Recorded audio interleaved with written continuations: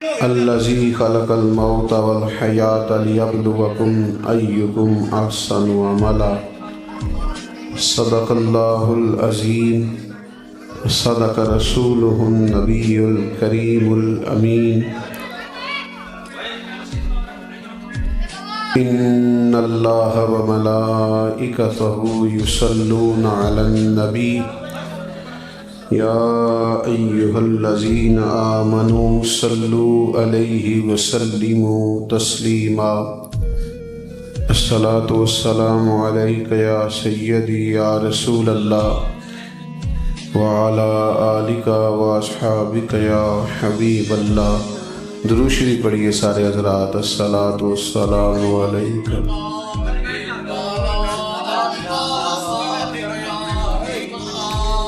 حمد و صلات کے بعد بیان کا تو یہاں کوئی ماحول نہیں ہے، بس میں دعا کرنے لگا ہوں۔ میں تو بہت بڑے بڑے مجمع دیکھے ہیں، بہت بڑے بڑے، لیکن بڑے اطمینان سے سارے کام ہو جاتے ہیں۔ آپ پریشان زیادہ ہو گئے۔ جی نہیں، میرے سے ساری کرتے ہیں اللہ کے فضل سے۔ آپ کو اللہ، یہ موبائل آپ سب کو اگر ویڈیو چاہیے تھی تو آپ بتاتے، میں کافی ساری ویڈیو بھیجتا آپ کو۔ میں تو آپ سے بات کرنے آیا تو اس طرح نہیں جی، میری بھی مانیں گے نا جی، تقریر انہیں کو بندے کرنی۔ آپ سب، اللہ آپ کو برکت دے، سب پیار والے ہیں۔ بلکہ مجھے دقت ہوتی ہے، میں کسی چیز سے کسی دوست کو منع کروں تو میں بعد میں پریشان ہوتا ہوں۔ لیکن مہربانی کریں، یہ سیاسی محفل نہیں ہے، یہ کوئی سیاسی جلسہ نہیں ہے۔ اس میں وہ ڈرون چلانے اور مطلب اس میں گارڈ آف آنر پیش کرنا، فقیر سے لوگ ہیں اللہ رسول کی بات کرتے ہیں۔ تو اس میں تو میں تو آج کل ان پھولوں سے بھی منع کرتا ہوں۔ میں کہتا ہوں جہاں فلسطین کے بچوں کو پانی نہ ملتا ہو، وہاں پر اتنے پھول ضائع کر دیے جائیں اور اتنی ساری چیزیں لٹا دی جائیں، یہ سمجھ میں نہیں آتی۔ مہربانی فرمائیں، دو ایک باتیں کرنے دیں، آپ کی بڑی مہربانی۔ یہ بالکل دینی جلسہ ہے، اس میں کوئی فوٹو بھی نہیں آئے گی۔ تو اللہ رسول جانتے ہیں کون آیا، اس کو تو ویسے ہی تصویروں سے بچانا چاہیے۔ تو آپ اطمینان سے محبت سے بیٹھیں، اللہ آپ کو سلامت رکھے۔ میں بڑی مختصر سی بات کرنے کا قائل ہوں، دو ایک باتیں عرض کر کے بات کو ختم کر دوں گا، ویسے بھی مغرب میں ٹائم کم ہے۔ اللہ تعالیٰ نے قرآن مجید کے اندر انسان کو اس کی دنیا میں آنے کا مقصد بتایا ہے۔ بڑا لمبا وقت گزارتا ہے انسان، پیدا ہوتا ہے، بہت ساری دشواریوں سے گزرتا ہے، بہت سارے جوار بھاٹے دنیا میں اسے نظر آتے ہیں، بالآخر دنیا سے چلا جاتا ہے۔ ذہن میں سوال پیدا ہوتا ہے کہ آئے بھی رہے بھی، اتنی مشکلات بھی دیکھی، پھر رخصت ہو گئے، تو کیا حکمت ہے اس کی؟ اللہ تعالیٰ نے قرآن مجید میں ارشاد فرمایا کہ الذی خلق الموت والحیاۃ لیبلوکم ایکم احسن عملا۔ فرمایا ہم نے موت اور حیات کو اس لیے پیدا کیا ہے تاکہ پتہ چل جائے تم میں اچھے عمل کون کرتا ہے۔ بہترین اعمال کرو دنیا میں۔ نہ تو ہم محض پیسہ کمانے کے لیے آئے ہیں، نہ محض کھانا کھانے کے لیے آئے ہیں، نہ محض شہرت حاصل کرنے کے لیے آئے، نہ محض بلے بلے کے لیے آئے۔ ایکم احسن عملا، بہترین عمل کرو زندگی میں۔ وقت کو ضائع نہیں کرنا چاہیے، صلاحیت کو ضائع نہیں کرنا چاہیے، اللہ نے جو نعمت دی ہو اس کا غلط استعمال نہیں کرنا چاہیے۔ کوشش کرنی چاہیے کہ انسان بہترین عمل کرے۔ نبی پاک صلی اللہ تعالیٰ علیہ وسلم نے فرمایا، جب صبح دن چڑھتا ہے تو وہ دن اعلان کرتا ہے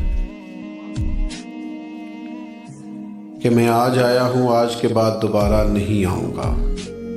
کوئی عمل کرنا ہے تو آج کر لو۔ آج جو دن گزر گیا ہے یہ آج کے بعد دوبارہ ہمارے ہاتھ نہیں آئے گا۔ آج صبح سے جس کی تلاوت رہ گئی اس کی رہ گئی، جس کے نفل رہ گئے اس کے رہ گئے، جس نے کسی مسکین کی خدمت نہیں کی، غریب کے دکھ میں شریک نہیں ہوا، تو آج کا دن ضائع ہو گیا۔ نبی کریم صلی اللہ تعالیٰ علیہ وسلم سے جب پوچھا گیا تھا کہ یا رسول اللہ خوبصورت مسلمان کون ہوتا ہے، اپنے اسلام کے تعلق سے، دین کے تعلق سے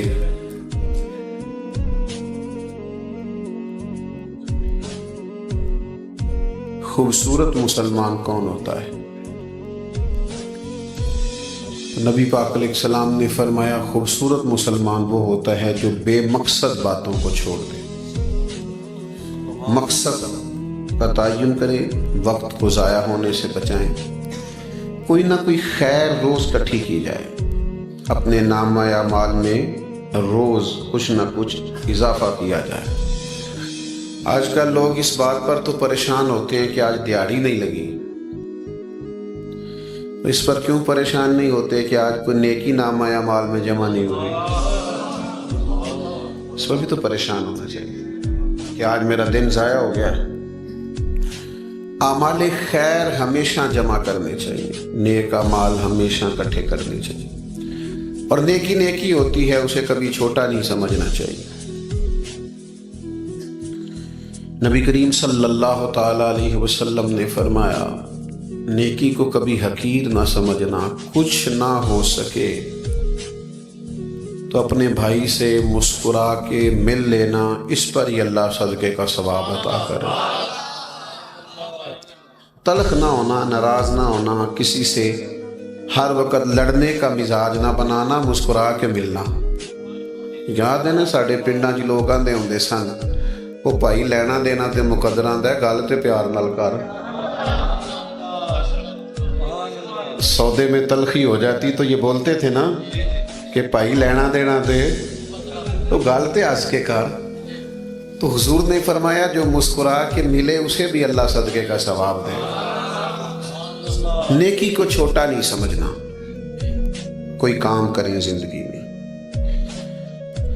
ایک کام برا ہے وہ ہے کسی کے آگے ہاتھ پھیلانا، باقی محنت والے سارے کاموں سے اللہ راضی ہوتا ہے۔ رزق حلال کمائیں، عبادت کریں، دوستوں سے اچھا سلوک کریں، جو اللہ نے ہمارے ذمے حقوق لگائے ہیں وہ حقوق صحیح کر کے ادا کریں، ذمہ داریوں کا احساس کریں۔ دیکھو میرے بھائی، دنیا میں اکیلے آئے ہیں، اکیلے جانا ہے، اور قبر میں اپنا اپنا حساب دینا ہے۔ قیامت والے دن اپنا اپنا حساب دینا، اور کچھ چیزوں کے بارے میں ہم سمجھتے ہیں کہ شاید ہم نے اس کا حساب نہیں دینا۔ کچھ لوگ پیسہ کماتے ہیں پھر اس کو ضائع کرتے ہیں، پیسہ کمانے کے بعد بھی ہم اس کے اصل مالک نہیں، اس کا مالک حقیقی اللہ ہے۔ اگر ہم اصل مالک ہوتے تو قیامت میں حساب تو نہ دینا پڑتا۔ اللہ کہتا ہے ثم لتسألن یومئذ عن النعیم، قیامت والے دن اللہ تعالیٰ تم سے ایک ایک نعمت کے بارے میں سوال کرے گا۔ نبی کریم صلی اللہ تعالیٰ علیہ وسلم کا فرمان بخاری میں موجود ہے۔ نبی کریم علیہ السلام ارشاد فرماتے ہیں اللہ تعالیٰ یہ بھی پوچھے گا کہ مال کہاں سے کمایا، تم نے ذرائع جائز حاصل کیے کہ ناجائز؟ یعنی مال یہ قیامت کی نشانیوں میں سے نشانی ہے کہ لوگ پرواہ نہیں کریں گے کہاں سے آ رہا ہے۔ تو کریم فرماتے ہیں یہ بھی پوچھا جائے گا کہاں سے کمایا، اور یہ بھی پوچھا جائے گا کہ خرچ کہاں کیا تھا۔ کمانے کے بعد بھی مالک نہیں بنے، مالک حقیقی اللہ ہے۔ میرے دوستو اپنے وقت کو ضائع نہ کریں، بیکار نہ ضائع کریں۔ ہمارے ہاں کچھ دوست کہتے ہیں 1 منٹ رکو میں آیا، تو میں کہتا ہوں 1 منٹ میں 3 دفعہ سورۃ اخلاص پڑھی جا سکتی ہے، پورے قرآن پاک کا ثواب ہے۔ 1 منٹ کو کیا سمجھائے؟ میرے ایک دوست تھے تو مجھے ایک دفعہ کہنے لگے، کالج میں ہم اکٹھے رہے، مجھے کہنے لگے کہیں چلے نا، میں آج کل بور بڑا ہو رہا ہوں۔ تو میں نے کہا بور ہونے کے لیے بھی تو ٹائم چاہیے نا، ہمیں تو وہ بھی نہیں ملتا، بور بھی اکثر فارغ بندے ہی ہوتے ہیں۔ تو جو بندہ مصروف ہوتا ہے وہ بور ہے، وہ تو بیچارہ کام لگا ہوا ہے. اپنی زندگی میں مرتب کریں چیزوں کو اور اپنے لیے اعمال اکٹھے کریں. میں نے کہا تھا زیادہ باتیں نہیں کرنی. نیکیاں سب سے قیمتی وہ ہوتی ہیں جو چھپی ہوئی ہوتی ہیں، جو اللہ اور اس کے رسول صلی اللہ تعالی علیہ وسلم کے سامنے بندے کا راز ہوتی ہیں. آپ کو پتہ ہے قیمتی چیزیں لوگ چھپا کے رکھتے ہیں. پتہ ہے آپ کو، گھر والوں نے 5 تولے سونا دیا ہوتا نا آپ کو کہ یہ سنار کو دے دینا، تو آپ نے محفل میں کبھی بھی نہیں آنا تھا، پہلے سنار کے پاس ہی جانا تھا، کہیں گم نہ ہو جائے. سمجھتے ہیں بات؟ قیمتی چیزیں لوگ چھپاتے ہیں. تو یہ کیا بات ہوئی؟ آپ نے نفل پڑھیں، آپ نے قیمتی نہیں سمجھا، سب کو بتا دیا. میں ختم شریف پہ گیا تو وہاں اعلان ہو رہا تھا کہ ان کے والد انتقال کر گئے ہیں، تو انہوں نے ابا جی کے سال ثواب کے لیے 50,000 روپیہ مسجد میں دیا. تو پہلے وہاں بھی اعلان ہو گیا، پھر مجھے بھی کہنے لگے دعا میں بھی آپ کہہ دیں. تو میں نے نہیں کہا، میں اکثر نہیں کہہ پاتا. رکا دیتے ہیں لوگ، کہتے ہیں یہ اتنا قرآن مجید پڑھا ہے، یہ سارا بتا دیں. تو میں اکثر پوچھتا ہوں کس کو بتانا ہے؟ نہیں سمجھ آئی بات کی. 50 قرآن پاک پڑھے ہیں، اسپیکر میں بتا دیں. کس کو بتاتے ہو؟ اللہ کو تو پتہ ہے کتنا پڑھا ہے، ثواب کس نے دینا ہے. یہ بھی تھوڑا سا لوگوں میں خبر پھیل جائے کہ لو جی ہم نے یہ کیا ہے. یہ ختم شریف ہے اور اس میں جناب ہم بتاتے پھرتے ہیں یہ کر دیا وہ کر دیا. تو دعا کا معاملہ تھا، چپکے سے ہو جاتا، بخشش کا ذریعہ ہوتا. آپ بتا رہے ہیں اتنے قرآن مجید، اتنی دیگیں فلانا، پتہ چلے ختم ہو رہا. چلے اس میں ہی تھوڑا سا ہم ماحول کو درست رکھ لیں. تو مجھے کہنے لگے ابا جی کے سال ثواب کے لیے 50,000 مسجد دیا تھا، آپ نے بتایا ہی نہیں. میں کیا ابا جی تو ان کی دے گا نہیں، کہندے ہوتے کافی جائیداد چھٹ گئے نے. میں کیوں نہ بھی سپیکر اعلان کرایا کہ انجی دے گا جی. کہتے نہیں ہوتے انجی. تے میں کہ تسی وچوں 50,000 دین لگے وہ اعلان کراندے پھردے ہو. کیا عجیب ہمارا مزاج بن گیا ہے. یعنی مسجد کی ٹائلوں پہ لکھا ہے سال ثواب فلانے کے لیے. کیا کرتے ہیں آپ؟ کر دیں کر دیں، کریم کو پتہ ہے. حضرت عثمان غنی رضی اللہ تعالیٰ عنہ نے نا ایک کنیز خدمت کرنے کے لیے کنیز حضرت عائشہ صدیقہ رضی اللہ تعالیٰ عنہ کو رکھ کے دی تھی کہ اماں جی یہ آپ کی خدمت کیا کرے گی. تو حضرت عائشہ صدیقہ رضی اللہ تعالیٰ عنہ نے عرض کی کہ مجھے ضرورت کوئی نہیں، میں اپنے کام خود کر لیتی ہوں. انہوں نے کہا نہیں آپ کی خدمت کرے گی.